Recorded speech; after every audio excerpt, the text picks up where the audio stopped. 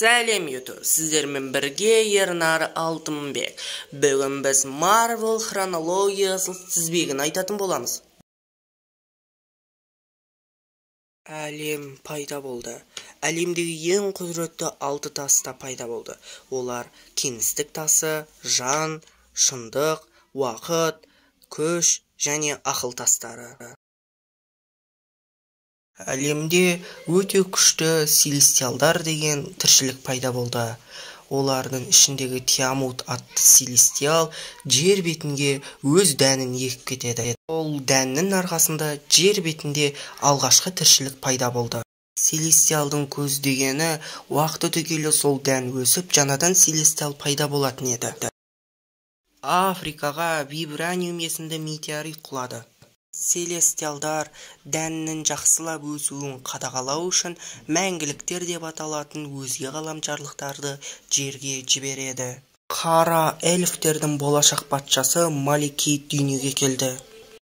Один өзінің тұңғыш қызы Хеламен 9 әлемді басқара бастайды. Селестиалдар қателесіп, девиант есімді жаратылыс иелерін пайда қылады. Ал олар болса Аришемнің егіп кеткен дәнін бұзғысы келеді. Оған қарсылық ретінде мәңгіліктер қарсы тұрады. Соның арқасында мәңгіліктер жеңіске жетіп, девианттар жердің басқа жеріне қашып кетеді. Одиннің тұңғыш қызы Хела жауыз болып кетіп, Асгардтарды қыра бастайды. Оған жауап ретінде валкириялар шайқасқа түседі. Нәтижесінде Один Хеланы Хелмлейма деген түрмеге тастайды. Одиннің екінші баласы Тор дүниеге келеді. Икарис пен Серси атты мәңгіліктер бір-бірлеріне ғашық болып, Гупта мемлекетінде үйленеді. Асгардтықтар Тьонсбергтегі мұз дюйлермен шайқасу кезінде Асгардтықтардың патшасы Один мұз дюйлерінің баласы Локиді өзіне асырап алады.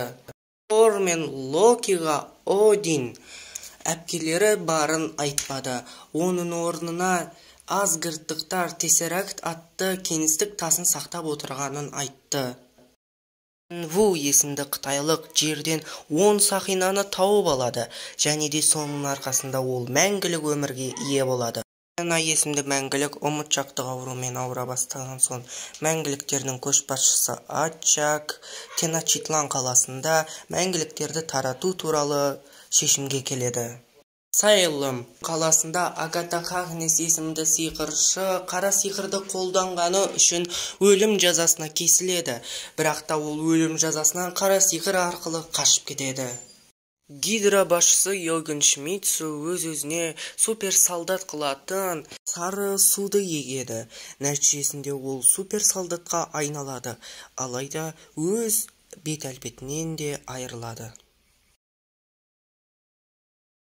Үшінші дүниежүзілік соғыс кезінде Стив Роджерс есімді американдық өзінің досы Бакимен соғысқа барғысы келеді.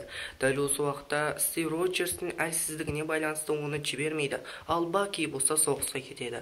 Дәл осы кезде доктор Эркнис есімді дәрігер оған соғысқа құжаттамаларды дайындап береді. Сөйтіп ол армияда дайындалу кезінде агент Картер ретінде қызды жақсы көреді.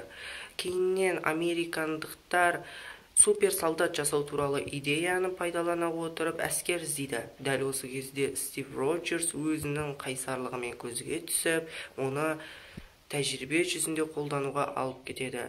Ол соның арқасында супер әскер бола алды. Кейіннен ол өзінің досы Бакидің соғыс қолында қалып кеткенін білген соң, ол оны құтқаруға кетеді. Нәтижесінде ол оны құтқарып келеді. Сөйтіп ол батыр атанып, әртүрлі соғыстарға қатысады. Осындай кезекті бір соғыста өзінің досы Баки таудан құлап оны өлдіге санайды. Содан соң ол Гидра басшысы Йоген Шмидтті іздеп онымен шайқасады. Бірақ та ол Тессерактты ұстап, сөйтіп ол жойылып кетеді. Сөйтіп Капитан Америка жалғыз өзі ұшақта қалады. Сөйтіп ол Антарктидаға ұшақ құлап келе жатқанын біліп, басқа амал болмаған соң ол Антарктидаға құлаған күйі із-түзсіз кетеді. Айша үңгірден бір білезік тауып алады, және де ол білезікті өзінің қызы Санаға береді, ал өзі Хасанның қолынан қаза табады. Капитан Америка Гидраға қарсы шыққанмен, Гидра әлі толығымен жойылып бітпеген еді.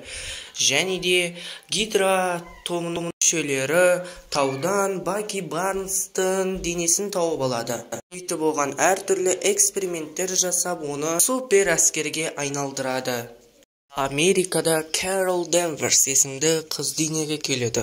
Ол жастайынан ұшқыш болуды армандайды. Озға айналған Баки Барнс Америка президенті Джон Кеннедиді атып тастайды, және де ол қысқы әскер атты лақап атқа ие болады. Говард Старк пен Хэнк Пим мұхитқа түсіп кеткен тессерактты тауып алады. Жер ғаламшарының тұрғыны Мередит Квилл өзге ғаламшарлық Эгоға ғашық болып, олардың арасынан Питер Квилл есімді бала дүниеге келеді. Таныс Захамбери ғаламшарындағы халықты қыру кезінде Гамора есімді жас қызды асырап алады. Америкада қалқан ұйымы құрылды. Джанет Ван Дайн мен Хэнк Пимнің тапсырма орындау кезінде кванттық әлемге Джанет Ван Дайн түсіп кетеді. Анасының қайтыс болғанына қайғырып отырған Питер Квиллді ғарышан Эго Йондуды тапсырыс бере отыра әкелуді тапсырады. Алайда Йонду оған келіспей, ең соңында Питер Квиллді өзіне асырап алады. Хэнк Пим зейнетке шықты. Ұшқыш болуды армандаған Кэрол Денверс ақырында ұшқыш болады. Бірақ та ол ұшып келе жатқан уақытта Крий халқы мен Скрул халқының шайқасында түсіп, ол сол жерде теракттың көмегімен супер күшке ие болады. Алайда ол өзінің өткенін ұмытып, өзін Крий халқының тұрғынымын деп ойлап, крейліктермен бірге ғарышқа кетеді. Қысқы әскер миллиардер Говард Старк мен Мария Старкты қастандықпен өлтіреді. Оның бизнесі ұлы Тони Старкқа өтеді. Африкаға құлаған вибраниум металы өте құмды металл болып шығып, сол жерде Ваканда атты мемлекет құрылады. Және де олар вибраниум металын ешбір елге бермейді. Алайда қарақшылық жолмен сатып жүрген Ваканда патшасының інісі ең соңында Ваканда патшасы Тчаканың қолынан өлім құшады. Құпия ұйым Наташа Романов пен оның қарындасын ұстап алып, оларды әртүрлі эксперименттер жасады. Соның арқасында олар өте мықты шылар болды. Венву Тайло ауылында Инли атты қызға ғашық болып, екеуі үйленеді. Кэрол Денверс Крей халқымен бірге отырып, скрулдармен шайқасып жүреді, және де өзінің атауын Капитан Марвел деп өзгертеді. Бір күні ол шайқас кезінде жер ғаламшарына құлайды, және де ол осы жерде қалған ұйымның мүшесі Ник Фьюримен танысады, және де сол арқылы ол құжаттарды көріп, өзінің өткен өмірі осы жерде болғанын біледі. Сөйтіп ол өз туысқандарымен кездесіп, барлығын есіне түсіреді. Сөйтсе ол жақтасып жүрген Крей халқы жауыз болып шығады, ал скрулдар жақсы болып шығады. Содан кейін ол крейліктермен соғысып, ең соңында оларды жеңеді. Сөйтіп, Ник Фьюриға егер де бір төтенше жағдай болған жағдайда осы пейджерді басып мені шақырасың деп, пейджерді беріп, өзі ғарышқа ұшып кетеді. Стар есімді ғалымның тәжірибе кезінде қызы кванттық ауруға шалдығып, ал өзі өлім құшады. Сол себепті оны Билл Фостер есімді доктор асырап алады. Ұлы Британиядағы инспекторлар отбасында қайғылы жағдай болады, яғни олардың екінші ұлдары көз жұмады. Осыны көрген үйлеріндегі бірінші ұлы өте қатты ауырып, шизофрения ауруымен ауырып қалады. Заковия қалашығында бомбалау болады. Соның нәтижесінде Максимовтар отбасының көпшілік мүшесі қайтыс болады. Тек қана Ванда Максимов пен Петр Максимов есімді егіздер ғана аман қалады. Инли мен Венвудың арасынан Чанчи мен Сьюци балалар туылады. Дәрігер Джейн Фостердің анасы өлім құшады, ал өзі болса рак ауруына шалдығады.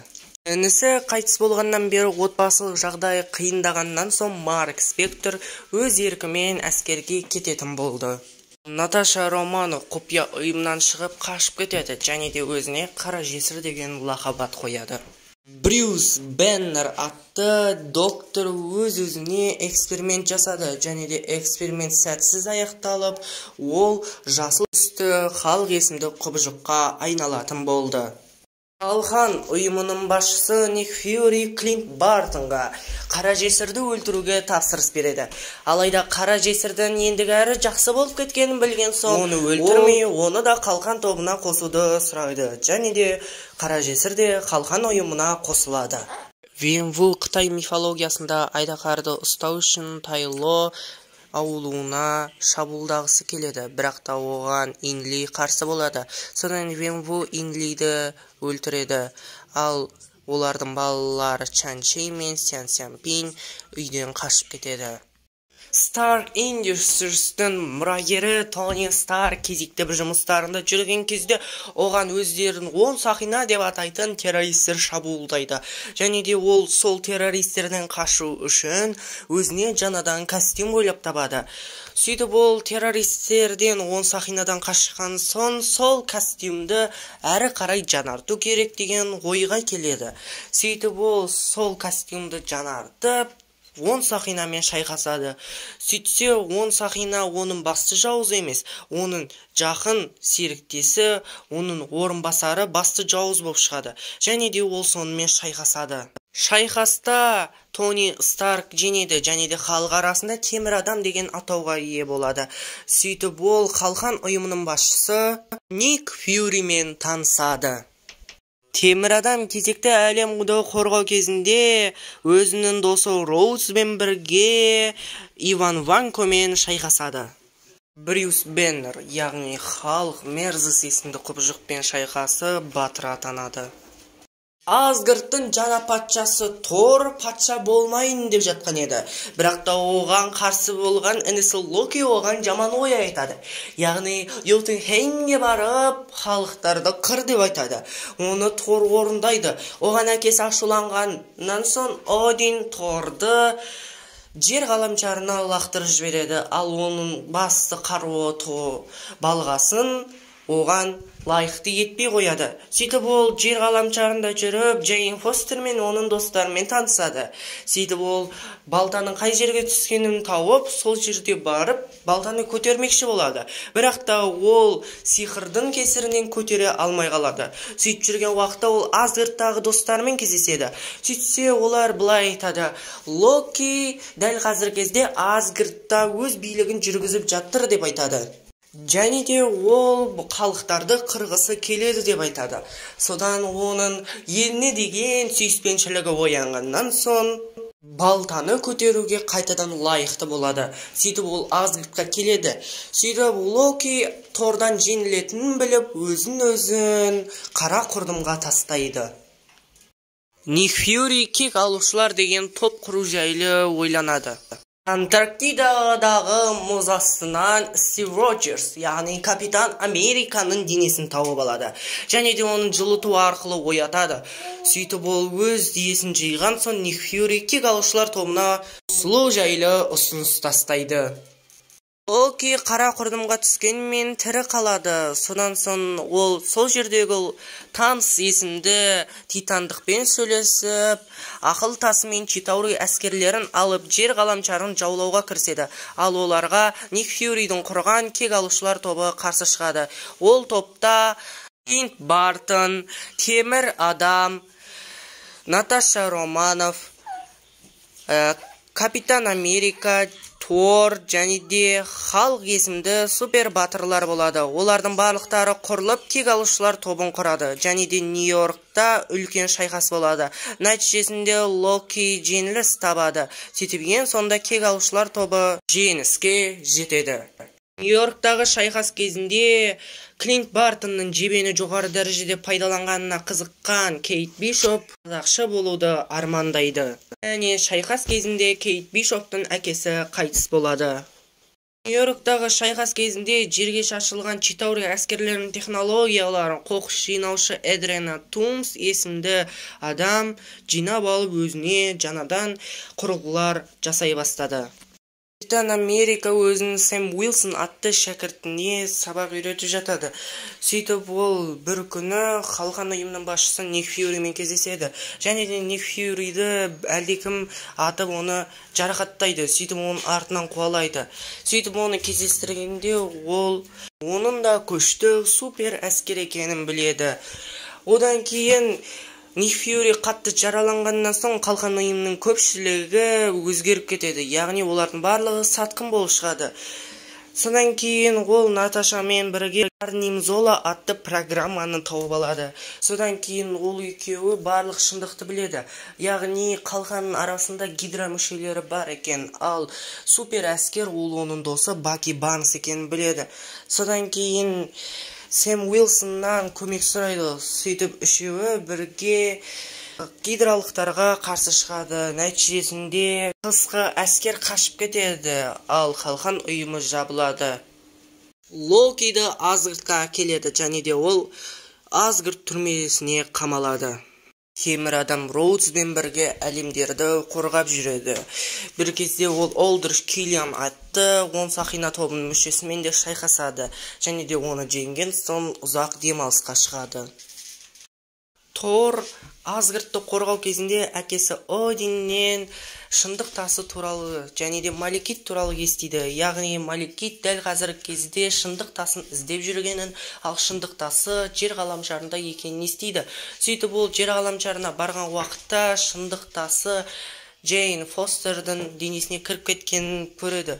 Сөйтіп ол оны Асгардта шығару үшін алып кетеді. Сөйтіп барған кезде қара эльфтердің патшасы Малекит Асгардқа шабуылдап жатқанын көреді. Және де шайқастың кесірінен Тордың анасы мерт болады. Содан кейін ол қатты ашуланып, інісі Локиді босатып Малекитке соғыс ашады. Соғыс Малекиттің жерінде де және жер ғаламшарында да болады. Нәтижесінде Малекит жеңіліп Тор ұтады. Ал Джейн Фостердің денесінен шындық тасы шығарылады. Ақыл тасы арқылы эксперимент жасау кезінде Ванда Максимов пен Петр Максимов сиқыршы және супер жылдамдыққа ие болды. Гамора Небулаға жан тасының қай жерде екенін айтып береді. Асгардтықтар шындық тасын коллекционерге қорғауға береді. Грут пен Ракета өте жаман эксперименттің нәтижесінде пайда болған жаратылыс иелері. Дәл осы уақытта Гамора күш тасын іздеп жүрген еді, ал күш тасы Питер Куилде болатын. Содан олар бір-бірлерімен шайқасады. Сол уақытта оларға Грут пен Ракета да қосылып кетеді. Олардың шайқастары Нова әскерлері тоқтатып, оларды түрмеге қамайды. Бірақ та бұл жерде олар өзінің отбасынан айырылған Дракспен танысады. Сөйтіп барлықтары қосылып, түрмеден қашады.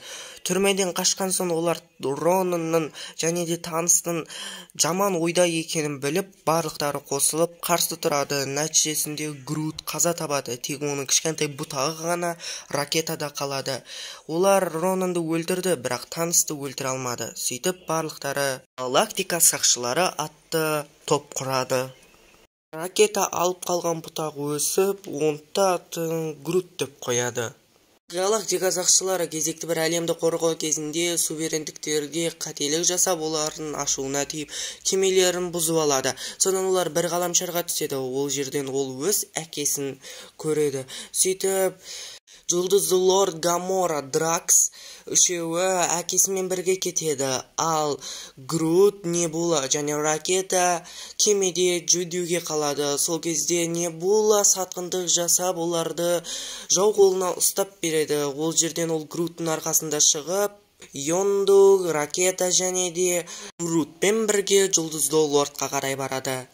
Сол уақытта Жұлдызды лордтың әкесі Эго жаман болып шығады. Содан барлықтары қосылып шайқасады. Шайқасқа Небулада да қосылады. Шайқас Груттан бомба басуының арқасында аяқталады. Нәтижесінде Эго өлім құшады, ал оның көмекшісі Мантис Гамораның құрбысы Небула екеуі галактика сақшыларына қосылады, ал Йонды өлім құшады. Америкада жұмысқа кіреді және де ол Кэти атты жаңадан досымен танысады. Галактика сақшыларынан ұтылған Аиша Адам Уорлокты босатады. Фостер Тормен кездесуді тастады. Кек алушылар тобы ақылтасын алады және де ақылтасын 3 күндікке өздері алып қалады. Сөйтіп Брюс Бэннер мен Тони Старк екеуі жаңадан технология жасамақшы болады және технологияны дайындап өздері кеште жүреді. Сол уақытта олардың жасаған технологиялар жауыз болып шығады және де атын Альтрон деп қояды. Сөйтіп Альтрон Петра Максим пен Ванда Максимпен танысып, олардың өзін әскер қылып алады. Сөйтіп ол өзінің денесін жаңарту үшін вибраниум алмақшы болады. Оған кек алушылар қарсы тұрады, бірақ та сәтсіз шығады. Сөйтіп Альтрон жаңадан деңгейге жетеді. Сөйтіп кек алушылар тобы соңғы шешуші шайқасқа қатысады. Шайқастың нәтижесінде олар Vision атты жаңадан роботты пайда қылып шайқас болады. Шайқаста кек алушылар тобы ұтады. Сөйтіп фильмнің соңында халық өз еркімен ғарышқа ұшып кетеді. Кек алушылардың жаңа мүшесін Америка өзінің қолына алады. Ванда мен Vision бір-бірлерімен танысады. Хэнк Пимнің костюмын Скотт Лэнг иемденді және де ол енді жаңа құмырсқа адам болды. Онымен бірге ол ең алғашқы кванттық әлемінен оралған адам болды. Әлеуметтік желіде өрмекші адам деп аталатын супер қаһарманның видеолары тарап кетті. Марташта Китсили деген сиқыршы Калиостро кітабының бір парағын жұлып әкетеді. Атақты сиқыршы доктор Стрэндж үлкен апатқа ұшырайды. Соның кесірінен ол өз қолдарын қимылдатудан қалады. Өз жарасының емін әртүрлі елдерді аралап іздейді. Кек алушылар тобында көптеген бытыраңқылықтар мен бір-бірлерін түсінбеушіліктер көбейіп кетеді. Содан топ Тони Старк пен Стив Роджерс деп екіге бөлінеді. Сөйтіп Капитан Америка құмырсқа адаммен танысып өз тобына қосады, ал темір адам өрмекші адамды тауып, оны өз тобына қосады. Сөйтіп, екі топ арасында үлкен шайқас болады. Шайқастың кесірінен темір адамның досы Роуз жараланады. Содан соң темір адам ашуланғаннан соң ең соңында шешуші шайқас болады. Соның әсерінен ең соңында темір адам ұтып, Америка ұтылады. Сөйтіп, Капитан Американың тобындағы адамдардың барлығы үй қамаққа немесе түрмеге түседі. Қара жесір баяғыда жоғалып кеткен қарындасын, анасын, әкесін табады және де өзін баяғыда ұстаған құпия ұйымның қас талқанын шығарады. Капитан Американың кейбір мүшелері түрмеден босатылды және де олар Европаға кетті. T'Challa Вакандаға келіп патша болады және де осы жерде ол өз костюмын жоғары дәрежеге көтереді. Кенет оның жоғалып кеткен туысқаны Killmonger кездеседі және де ол екеуінің арасында таққа талас болады. Сөйтіп T'Challa жеңіліс табады, бірақ та Killmonger елдің жағдайын нашарлатып жіберген соң қайттан шайқасқа түседі. Шайқаста сөйтіп T'Challa ұтады. Вакандаға қысқы әскер келеді. Темір адам өрмекші адамға жаңадан костюм берді және де Нед Питер Паркердің өрмекші адам екенін біліп қойды. Дәл осы уақытта құзғын атты жауыз пайда болды. Осымен шайқасу кезінде өрмекші адам көптеген келеңсіздіктерге душар болып, одан темір адам костюмын алып қояды. Сөйтіп ол өзінің баяғы костюмымен құзғынмен шайқасады. Сөйтіп құзғынды ол ерлікпен ұтқаны үшін темір адам қайтадан костюмды береді. Өзінің қолының жарасының емін іздеген доктор Стрэндж соңында древнимен танысады. Сөйтіп ол сиқыр арқылы оның қолын емдеп береді. Ол сиқырды көрген соң одан сиқыр үйретуді сұрайды. Сөйтіп древни келіседі. Сөйтіп екеуі бірге сиқыр үйренеді. Сол кезде ол Вонг есімді сиқыршымен де танысады. Кейіннен ол древнимден өте жақсы сабақ үйреніп, сонда уақыттасын емденеді. Оны көре алмаған Мордо оның жау болып шығады. Кейіннен ол Калиостро бетін жылтқан Китсилімен Стрэндж шайқасады. Шайқас кезінде древни өлім құшады. Содан доктор Стрэндж ұтамаған соң Дармаму арқылы Китсилиді ұтады. Тор кезекті бір Асгардты қорғау кезінде Суртурмен шайқасады. Суртурды жеңіп келген соң ол Одиннің жоқ екенін көреді. Сөйтсе Один Норвегияда болып шығады. Один өзінің өмірінің соңына жетіп көз жұмады. Сол кезде бірден Хела түрмеден босап келеді. Сөйтіп ол бірден келе салысымен Тордың балтасын сындырып тастайды. Сөйтіп Тор мен Локи қашу кезінде Авайста Сакар қаласына құлап түседі.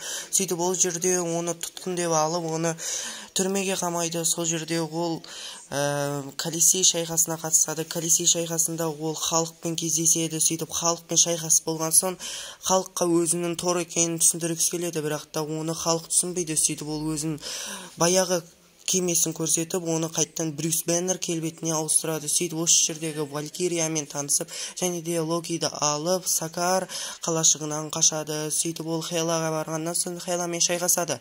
Хеламен шайқасу кезінде ол бір көзінен айырылады. Сөйтіп оны жеңе алмаған соң Суртурды босатып, Хеланың өлуіне және де Асгард ғаламшарының жойылуына алып келеді. Локи мен Ронанның сәтсіздіктерінен соң және де асырап алған қыздарының сатқындығынан соң ол барлық істі өзіне алып, шексіздік тастарын өзі жинағысы келеді. Сөйтіп ол Эйтри гномдарына барлық тасты ұстайтын қолғап жасауды бұйырады. Шексіздік қолғабын жасап болған соң басқа біреулерге де көмектеспесін деп, тек бірақ гномды қалдырады, бірақ та оның қолын кесіп тастайды. Хэнк Пим әртүрлі кванттық әлемдерге арналған тәжірибелерді жасау арқылы өзінің әйелін қайтарып алғысы келеді, және де ол қызына жаңадан костюм алып береді. Бірақ та ол жасай алмаған соң құмырсқа адамды үй қамағынан құпия түрде алып келіп, бірге жасай бастайды. Сол кезде оған Елес атты жауыз адам да қарсы тұрады, бірақ та ең соңында ол өз әйелін алып келеді. Сөйтіп ол Елесті кванттық әлем ауруынан жазылдырып береді. Бірінші Танос кеңістік тасын алмақшы болып Асгардтықтарға шабуылдайды, және де олар Асгардтықтарды жеңіп, кеңістік тасын иемденеді. Дәл осы уақытта ол жер ғаламшарына да өз әскерлерін жібереді. Сөйтіп ол Вижнді жарақаттайды, ал Тони Старктың тобы болса, солармен бірге ғарышқа кетіп қалады. Дәл осы уақытта Тор ұтылып қалғаннан кейін галактика сақшыларымен танысады. Сол уақытта Танос коллекционерден өз тасын алады, ал Вижн болса жарақаттанған соң Вакандаға қарай барады. Вакандада өз досы Ваки Барнсты көреді. Сол уақытта ғарышта темір адам Жұлдызды Лордтың қалған топтарымен танысады. Сөйтіп олардың барлықтары жоспар құрады. Бірақ та Танос келіп олардың барлығын жайратып уақыттасын алып кетеді.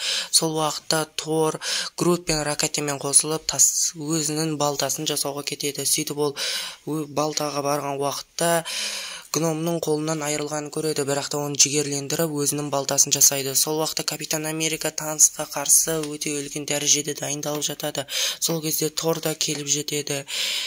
Дәл осы уақыттарда Танос Гамораны өлтіріп, жантасына да иемденеді. Сөйтіп ол келген уақытта барлығын жайратып салады. Сөйтіп ол тастың барлығын иемденіп, шертеді. Дәл осы уақытта Тор тоқтатты. Алайда бәрі кешеді. Кек алушылар тобы ұтылып, ал Танос әлемнің 50% халқын жойып жіберді.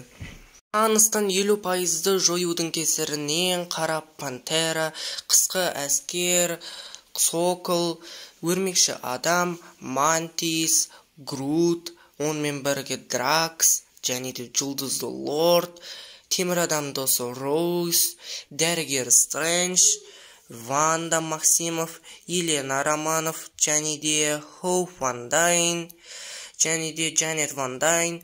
Сөйтіп Хэнк Пим жойылады. Құмырсқа адам кванттық әлемде қалып кетеді, және де Ник Фьюри жойылар алдында Пейджерді басып үлгереді. Алушылардың үлкен жеңісінен соң темір адам мен Небула ғарышта қалып кетеді. Оны Капитан Марвел құтқарып ғарышқа әкелген соң Таныстан 0252S атты ғаламшарда өмір сүргенін біліп, сол жаққа барып, Таныстан шексіздік тастан қай жерде екен сұрайды. Сол кезде Танос оны жойып жіберген айтады. Бұған Тор шыдай алмай Таносты өлтіреді.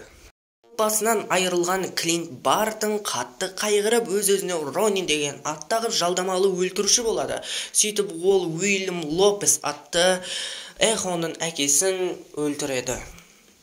әлемнен құмырсқа адам әйтеуір дегенде оралады. Сөйтіп келген соң таныстың жасаған зұлымдығын көріп, сөйтіп ол кванттық әлемдерге саяхаттау арқылы тастарды жинап, сөйтіп қайттан бәрін орынға келтіру туралы теория айтады. Нәтижесінде кек алушылар тобы қайтадан жинала бастайды. Сөйтіп халық, темір адам және де қатты күйзеліске түскен Тор, тағы да басқа кек алушылар мүшелері мен Клинт Бартон барлықтары қосылып уақытқа саяхат жасайды. 2012 жылға темір адам, халық, Капитан Америка және құмырсқадан барады. Олар барлықтарын дұрыс істейді, бірақ та кеңістік тасын айырып алады қолдан. Сөйтіп 1970 жылға темір адам мен Капитан Америка барады. Сөйтіп барлықтарын дұрыс орындап, олар кеңістік тасын қолға алады. Ал 2013 жылға келетін болсақ, бұл уақытқа ракета мен Тор барады. Олар барлықтарын дұрыс жасап, сөйтіп тасты қолға алып кетеді. Ал Морг ғаламшарында 2014 жылғы уақытта Небула мен Роудс барады. Сөйтіп сол уақытта Небула 2014 жылдағы Небулаға екеуінің байланыс жүйесі пайда болады. Сөйтіп Роудсқа білдірмей уақыт аралығына 2014 жылғы Небула кетіп қалады. Ал Вармир ғаламшарында Наташа Романов пен Клинт Бартон барады. Сөйтіп жантасы құрбан шалу арқылы алатынын біліп, олар Наташа Романов құрбандыққа шалынып тасты алып қайтады. Сөйтіп барлық тастарды жинап, халық жоғалғандарды әкеледі. Ал 2014 жылғы Небула солармен бірге барып келіп, сөйтіп кванттық әлемнен 2014 жылғы танысты босатып, сөйтіп кек алушылар мен таныстың арасында тағы да шайқас болады. Ең соңында темір адам тасты өзінің киіміне кигізіп, сөйтіп шерту арқылы танысты ұтады. Сөйтіп Капитан Америка қайттан өткен шаққа барып, өзінің жақсы көретін қызы агент Картермен бірге болады. Ал Тор болса, жер ғаламшармен қоштасып, кек алушылармен қоштасып, галактика сақшыларымен бірге жолға тартады. Ал осы уақытта 1907 жылғы кетіп қалған Стив Роджерстен асқан ата болып келіп, қалқанын Соколға береді.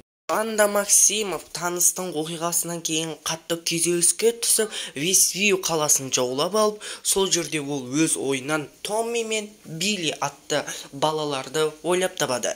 Кейіннен бұл Вествью қаласына Агата Харкнес атты зұлым сиқыршы келіп, екеуінің арасында шайқас болады. Сонында алая ведьма ұтып, Вествью қаласын босатып, Агата Харкнестің қара сиқырлар жайлы кітабы Даркхолдты өзіне алып кетеді.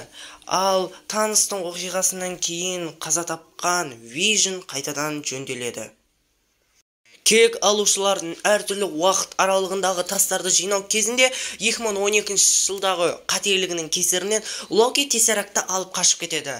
Және де ол өз уақыт оқиғаларын ретін өзгерткендіктен уақыт сақшысы, яғни TVA атты ұйым оны алып кетеді. Кейіннен ол Сильвия атты тағы да басқа Локидің Сильвия атты тағы да бір қателік жіберуінің кесірінен осы жаққа тап болған Локидің варианты табады. Сөйтіп Локи мен Сильвия TVA ұйымның басшысын өлтіруді дұрыс деп шешеді. Сөйтіп оның басшысы Кангты өлтіреді. Бұл әлемде өрмекші адам, кесіртке және де электрға атты зұлымдармен шайқасады. Басқа мульти әлемде өрмекші адам, жасыл гоблин, доктор Отто Октавиус және құм адам атты жауыздармен шайқасып оларды ұтады. Басқа бір мульти әлемде Веном атты антигерой пайда болады. Селестиал егіп кеткен дән шығайын деп жатты. Егерде ол дән шығатын болса, жер ғаламшары жойылатын еді. Ал жер ғаламшарына келген бөгде ғаламшарлық мәңгіліктер жер ғаламшарының жойылғанын қаламады. Бірақ та топтағы Икарис қана жер ғаламшары жойылғанын қалады. Ал жер ғаламшары жойылғанына қарсы болған мәңгіліктер Икариске қарсы шықты. Сөйтіп оған қарсы шығу кезінде Аяк қаза табады. Ал Икарис болса күн ғаламшарына өзінің қателігін түсініп ұшып кетеді. Ал мәңгіліктер болса жер ғаламшарын дәнді құрту арқылы сақтап қалады. Және де бұның істеген істерін Селестиал түсінбей жер ғаламшарына керіп мәңгіліктерді алып кетеді. Және де ең соңында Таныстың інісі Эрит мәңгіліктермен сөйлесуге келеді. Египетте Марк Спектр жалдамалы өлтіруші болып жүрген кезінде жараланып қалады.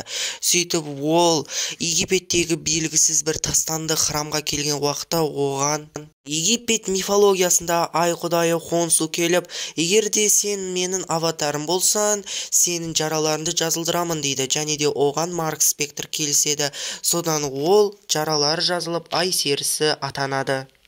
Қысқа мульти әлемде Морбиус есімді антигерой пайда болады. Уилсон Капитан Американың қалқанын мемлекетке тапсырады, ал мемлекет жаңадан Капитан Америка салайды. Бірақ та ол жақсы Капитан Америка болмағандықтан қайтадан Сэм Уилсон қалқанды алып, жаңадан Капитан Америка болады. Питер Паркер Европаға саяхаттау кезінде Мистерио есімді жауызбен шайқасады. Және де шайқас кезінде Мистерио өрмекші адам бұл Питер Паркер деп желіге тастайды. Және соның арқасында бүкіл әлем өрмекші адам жайлы шындықты біледі. Шиді әкесі Сюй Венву тауып алады. Сөйтіп әкесінің тағы да анасын ауылын жаулап алғысы келетінін біліп тағы да қашып кетеді. Алайда оны әкесі жетіп алады. Сөйтіп ең соңында шайқас болды. Шайқас кезінде Қытай қорғаушысы атты айдаһар босалып шығылады. Бірақ та оны Чанчи басқара алады. Шайқас кезінде Сюй Венву қаза табады. Кейіннен бұл оқиғадан біраз уақыт өткеннен соң Чанчи Доктор Стрэндждің досы Вонгпен танысады.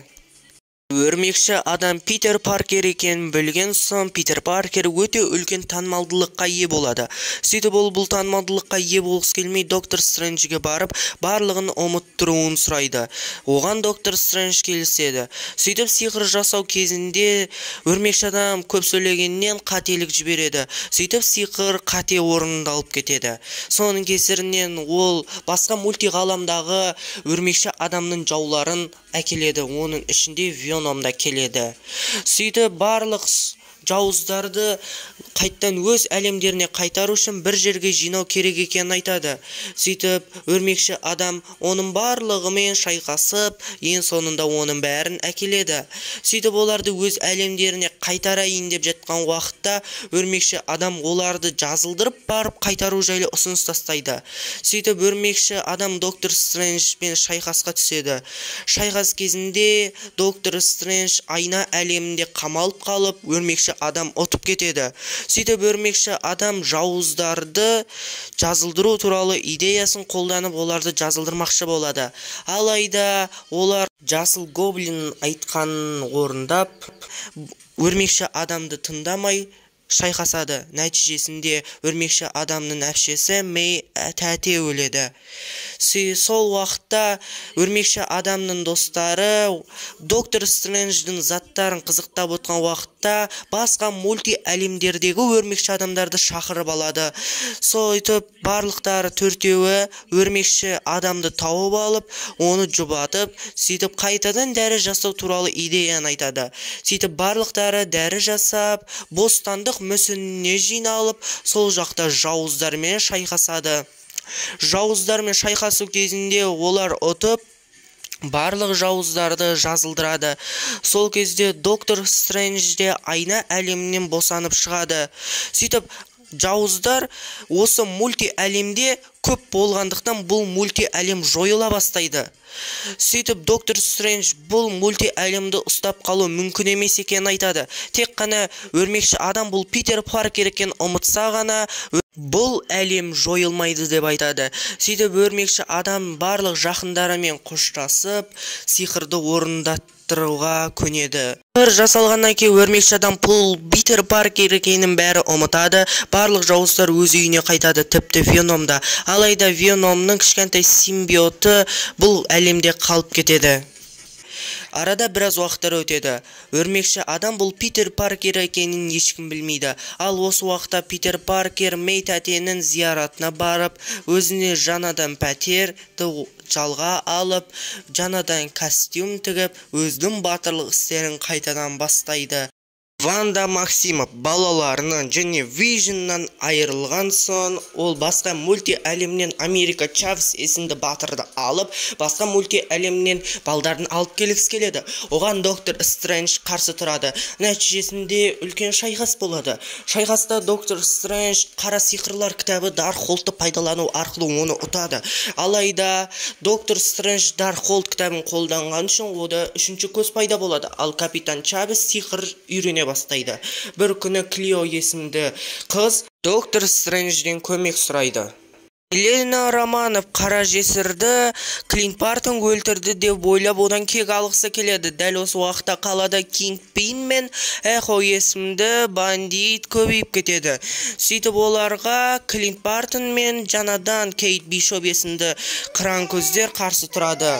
Ал Елена Романов Наташаны Клинт өлтірмеген біліп онымен достасады. Көлік алдына белгісіз бір кеме пайда болып, Брюс Беннердің қаны Дженнифер Уолтерске араласып, Дженнифер Уолтерс те халыққа айналып кетеді. Ай серісі Хоук есімді жауызбен шайқасады, және де оны ұтады. Сөйтіп, Ай серісі күші керек емес болғандықтан Хонсудан ол күшті алып тастауды сұрайды, және де Хонсу Ай серісі күшін алып тастайды. Нью-Джерси қаласында Мисс Марвел есімді жасөспірім батыр қыз пайда болады. Джейн Фостер Тор сияқты күшке ие болады, және де оны Тор біледі. Дәл осы уақытта Гор, құдайларды өлтіруші атымен жауыз пайда болады. Онымен Джейн Фостер мен Тор шайқасады. Нәтижесінде Джейн Фостер қаза табады, ал Гордың қызын Тор асырап алады.